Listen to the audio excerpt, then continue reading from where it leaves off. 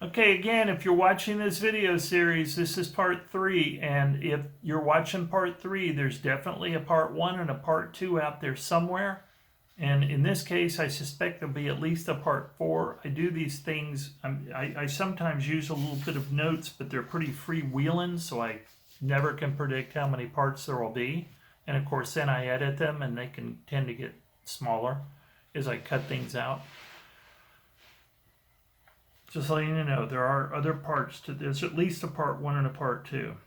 Okay, so the first one, the first ending that most people don't bother communicating with me about because it's kind of the official line by Fenn is that it was a legit find by the finder, and people just as a rule do not communicate with me.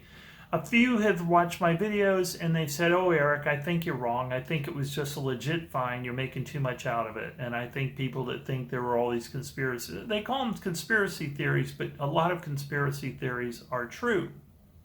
You know, just because people conspire to do things, historically, we know a lot of times people do conspire to do things. And so, I mean, when I say conspiracy theories, I mean it. When I say conspiracy theories, I mean it in the very real sense of what it means. These are theories of conspiracies that have occurred at the end of the hunt. Number 1, Fenn never put the chest out there, that it was a hoax. There are a few people still saying that, I have found, but I have to say, not many. And every time someone says that to me, I said, well, how do you explain the photos? And only a couple of people have said, well, I'm not sure. There is a guy who thinks the photos were photoshopped or digitally manipulated.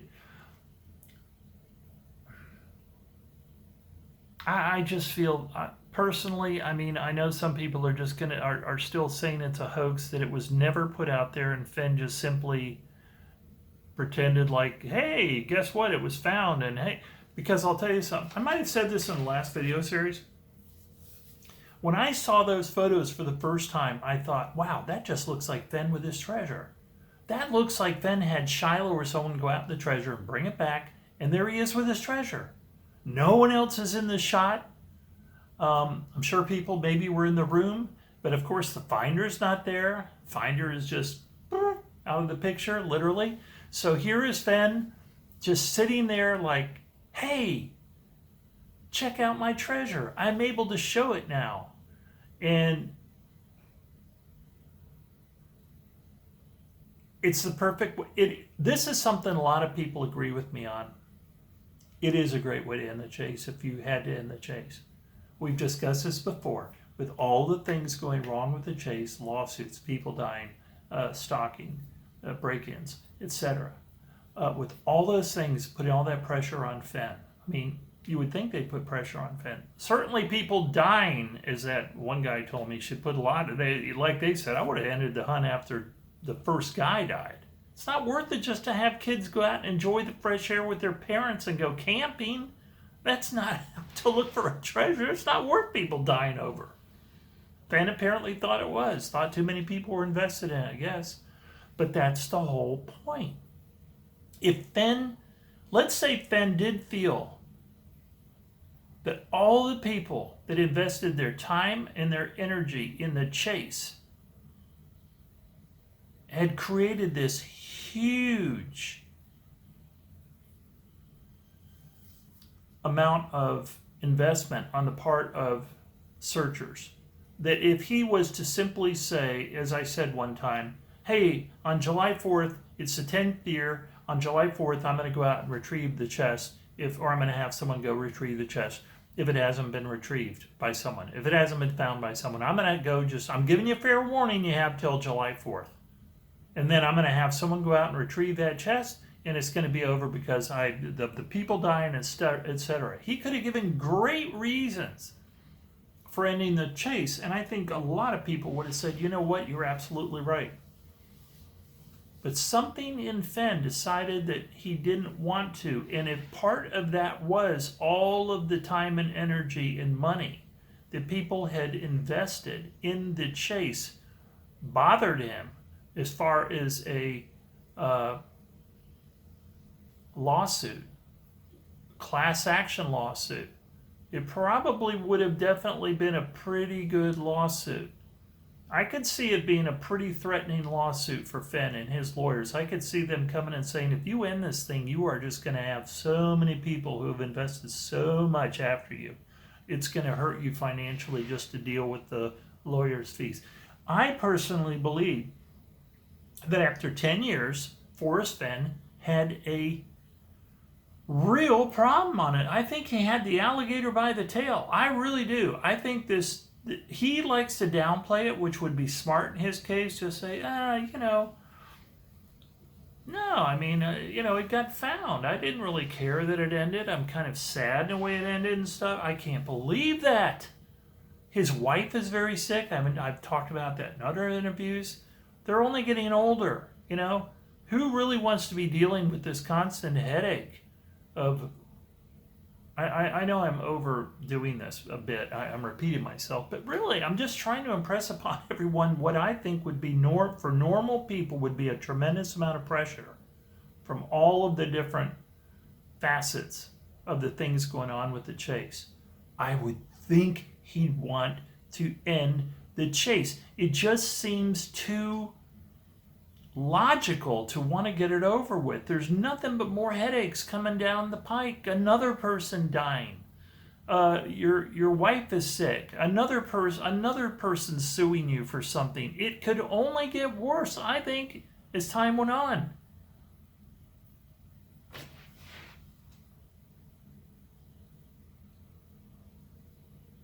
So end it. And if you never put it out there, end it. It was a hoax, end it. You get it out of wherever you were secreted it away. Some people are still telling me, I think this whole time he had it in his backyard. Remember at the beginning with the mountain thing? The reason he suddenly said it's in the Rockies, and then someone said, well, why after you first just said it's in the mountains north of Santa Fe did you suddenly bring the Rockies into it? And he said, I'm just trying to get him out of my neighborhood.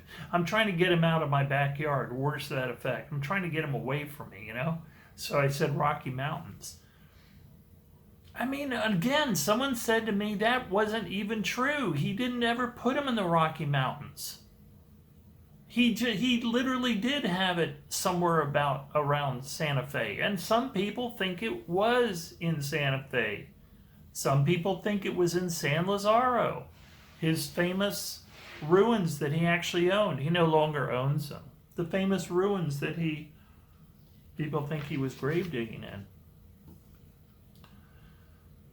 I think we pretty much know that Forrest Fenn's a grave digger. I don't know why, a grave robber, I should say. And I don't know why I'm bringing that up again, but I just keep wanting to make sure when we discuss these conspiracy theories that we in fact remember Forrest Fenn is not an angel. I guess that's the best way to put it. Forrest Fenn is not an angel, so don't get sucked into that twinkly-eyed granddad worrying about people getting out there and being able to find a treasure for their, they're unemployed, for God's sakes. They had something to look forward to. Yeah, only thing they had to look forward to was probably a flat tire and being a little bit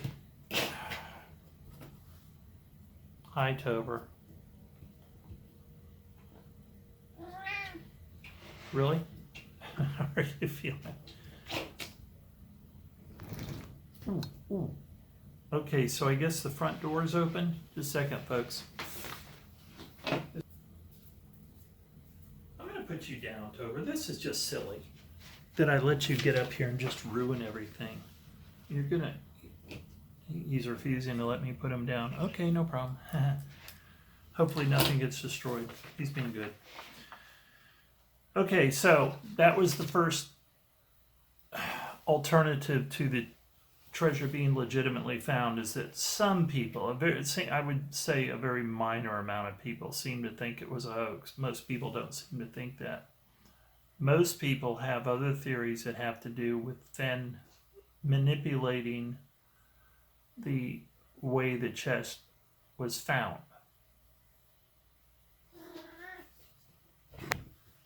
God darn it, Tober, you didn't have to do... you want to say hello to people? And I'm going to put you on the ground. I get tired of this. Don't drink my water either. Here he is. Big old bobcat. Tober. Here, just go down, please. Very professional, I know. Okay, so we've gone through the hoax thing. I think that's a very small possibility. A lot of people seem to think it's a very small possibility. Here is one, of course, that a lot of people think. Okay, Forrest Fenn had the treasure chest retrieved. This is the most common theory.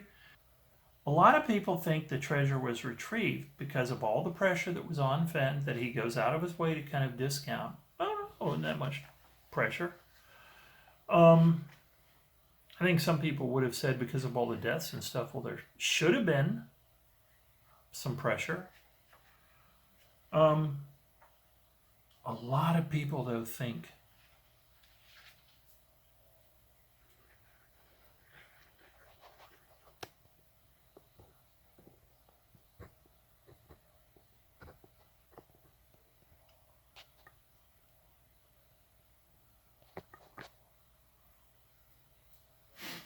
a lot of people that have talked to me think the treasure chest was retrieved. And of course, the usual suspects are people like, I shouldn't even get into it because it's just speculations. Once again, it's all hypothetical. People mention Shiloh. Someone mentioned Creighton, somebody Doug Preston. We'll get into this a little later about the people like people connected to Fenn about another theory. But for right now,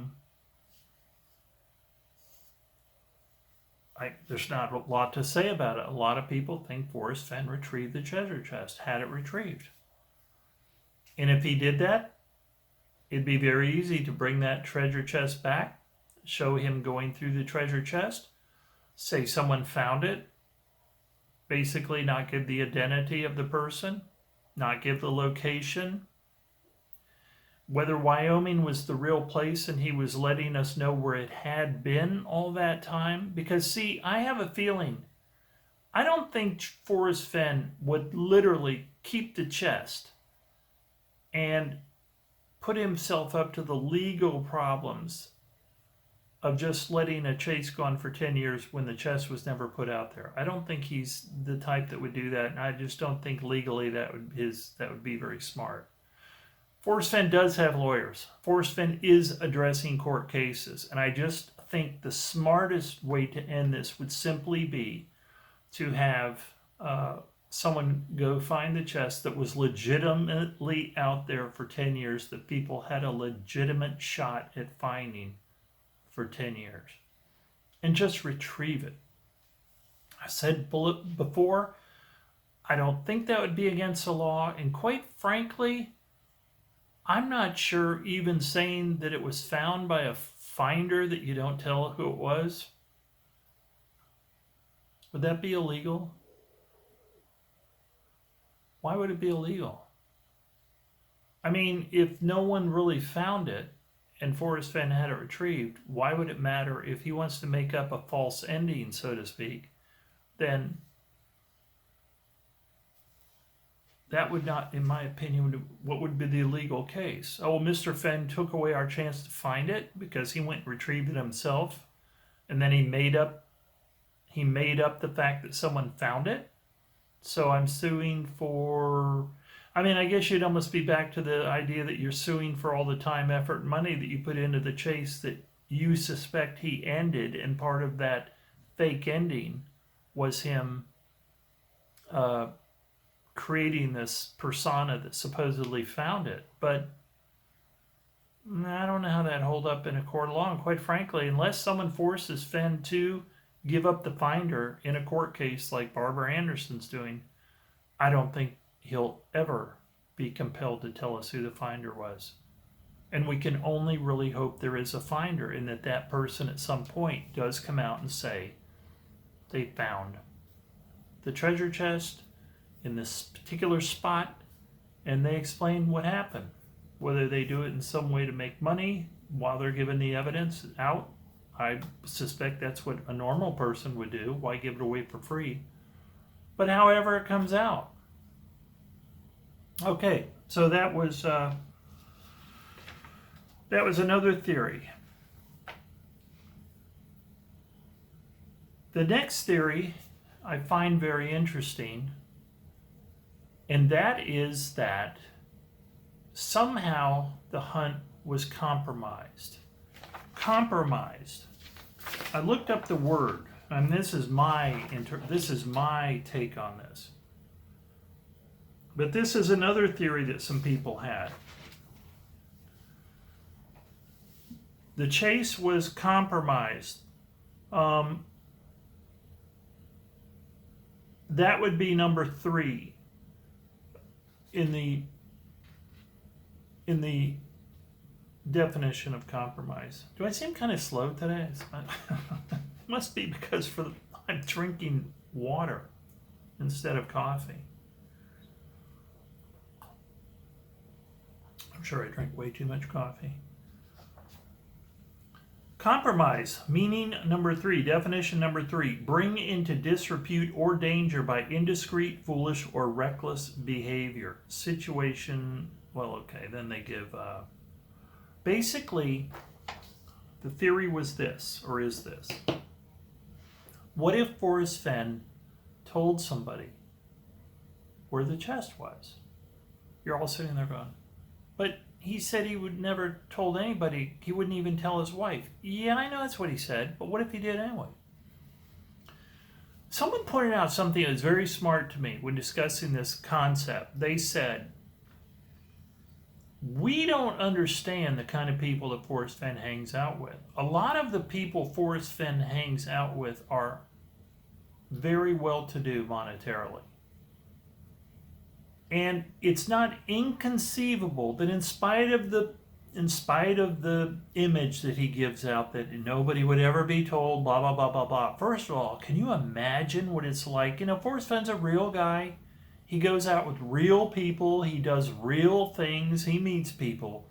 Can you not imagine how much he would probably love to tell someone where the chest is, or tell more than one person where the chest is?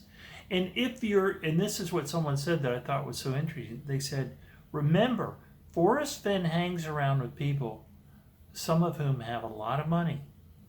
As F. Scott Fitzgerald said, the very rich are not like the rest of us. The very rich are different from the rest of us, or something like that. I think that was in The Great Gatsby.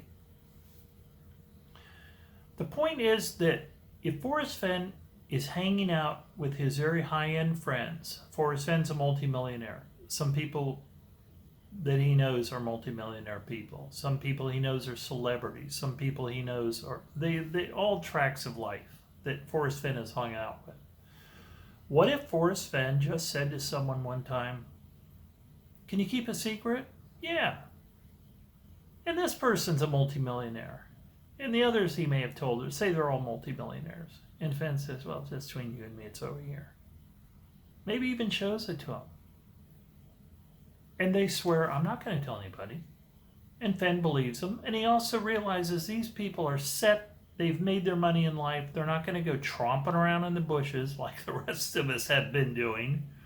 I don't want to make this a class thing, but I could almost see it in a way, kind of like Fenn feels more comfortable talking to people who have a lot of money. Almost like, look at this little thing I got going on. I've got all these people out there scrambling around looking for it. It's kind of fun, and it's kind of exciting, it's kind of interesting, and it's, you know, getting me a lot of publicity. I mean, I'm putting Fenn in kind of a very kind of not the best light, right? But maybe that's what Fenn's really like. I don't know. And he just tells 1, 2, 3, 4 people, I don't know how many. Maybe he just says to some of them, this is where it is. And they're like, oh, thanks for letting me know. It's cool. I'll keep it a secret, but that's cool to know. What if he did that? What if Fenn inadvertently told someone?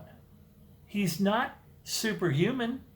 We have quotes where Fenn said in the past, I've talked too much already. Now, that was always in the context of an interview where he was basically saying, I've talked too much. Folks, we need to go on to part 4.